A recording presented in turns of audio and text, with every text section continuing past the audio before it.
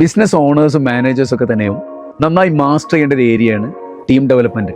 ഒരു ടീമിനെ ബിൽഡ് ചെയ്യുക, അതിനെ നന്നായി ഡെവലപ്പ് ചെയ്യുക, ഒരു റിസൾട്ട് ഓറിയൻറ്റഡ് ഹൈ പെർഫോമിംഗ് ടീമായിട്ട് അതിനെ ലോങ് ടേമിൽ കൊണ്ടുപോകുക എന്നുള്ളത് വലിയ പ്രധാനപ്പെട്ട ഒരു ദൗത്യം തന്നെയാണ്. ഇപ്പോൾ ടീം ഡെവലപ്മെൻറ്റിൻ്റെ വിവിധ സ്റ്റേജുകളെ വളരെ രസകരമായി പ്രതിപാദിക്കുന്ന ഒരു കൺസെപ്റ്റാണ് ബ്രൂസ് ടെക്മാൻ്റെ 5 സ്റ്റേജസ് ഓഫ് ടീം ഫോർമേഷൻ. അതിൽ ഒന്നാമത്തെ സ്റ്റേജാണ് ഫോമിംഗ് എന്ന് പറയുന്നത്. ഈ ഫോമിംഗ് സ്റ്റേജ്, ഈ ഒരു സ്റ്റേജ് എന്ന് പറയുന്നത് ഒരു ടീം രൂപം കൊള്ളുന്ന ഒരു ആദ്യത്തെ ഒരു ഫേസാണ്. ഉദാഹരണത്തിന് നമ്മളൊരു സെയിൽസ് ടീമിനെ ഡെവലപ്പ് ചെയ്യുകയാണെങ്കിൽ നമ്മൾ സെയിൽസ് എക്സിക്യൂട്ടീവ്സിനെ റിക്രൂട്ട് ചെയ്യുന്നു. വിവിധ ലൊക്കേഷൻ എന്നുള്ള വിവിധ കൾച്ചർ എന്നുള്ള ആളുകൾ, പലതരം പേഴ്സണാലിറ്റിയും എക്സ്പീരിയൻസ് ഒക്കെ ഉള്ള ആളുകൾ ആ ടീമിൻ്റെ ഭാഗമായി ജോയിൻ ചെയ്യുന്നു. അവിടെ മാനേജേഴ്സ് എന്ത് ചെയ്യുന്നു? അവരെ വർക്ക് കറക്റ്റ് അസൈൻ ചെയ്യുന്നു, ഡ്യൂട്ടീസ് കൃത്യമായി കൺവിൻസ് ചെയ്ത് കൊടുക്കുന്നു. ഓരോരുത്തർക്കും ആ സെയിൽസ് ടാർഗറ്റ് ഇത്ര എമൗണ്ട് എന്നുള്ളത് കൃത്യമായി പറഞ്ഞു കൊടുക്കുന്നു. ഈ സ്റ്റേജിലൊരു പ്രത്യേകത എന്ന് പറഞ്ഞാൽ, അല്ലെങ്കിൽ ഈ സ്റ്റേജിൻ്റെ ഒരു സ്വഭാവം എന്ന് പറയുന്നത്, എക്സിക്യൂട്ടീവ്സ് പരസ്പരം കണക്റ്റഡ് അല്ല.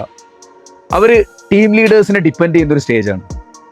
ഇൻസ്ട്രക്ഷൻസിന് വേണ്ടി, ഗൈഡൻസിന് വേണ്ടി ടീം ലീഡേഴ്സിനെ, മാനേജേഴ്സിനെ ആശ്രയിക്കുന്ന, അതിനു വേണ്ടി കാത്തിരിക്കുന്നൊരു സ്റ്റേജ് കൂടിയാണ്. ഇവർക്കൊരു റോൾ, ഇവരുടെ ജോബ് റോളിൽ ഒരു ക്ലാരിറ്റി ഉണ്ടാവില്ല. ഈ ഒരു സിറ്റുവേഷനിൽ managers, team leaders, business owners ഒക്കെ ഇടപെടേണ്ട ഒരു അപ്രോച്ച് എന്ന് പറയുന്നത്, ഈ ഒരു സെയിൽസ് ടീമിന് നന്നായി ഓറിയന്റേഷൻ കൊടുക്കേണ്ടതുണ്ട്. ഇവരിൽ സെയിൽസ് മൈൻഡ് സെറ്റ് ഉണ്ടാക്കണം, നല്ല കോൺഫിഡൻസ് ബൂസ്റ്റപ്പ് ചെയ്യണം. പിന്നീട് ചെയ്യേണ്ടത് അവരുടെ ഏത് ടൈപ്പ് സെയിൽസ് ആയിക്കോട്ടെ, ആ സെയിൽസിൻ്റെ ഒരു ആക്ടിവിറ്റി, അതിൻ്റെ ആ പ്രോസസ്സിൻ്റെ സ്റ്റാർട്ട് ടു എൻഡ് വരെ ക്ലിയർ കട്ട് ആയിട്ടുള്ള ട്രെയിനിങ് കൊടുക്കുകയും വേണം. ഇങ്ങനെ വരുമ്പോൾ ആ ടീം ക്ലിയർ ആയിട്ട് ഫംഗ്ഷൻ ചെയ്ത് തുടങ്ങും.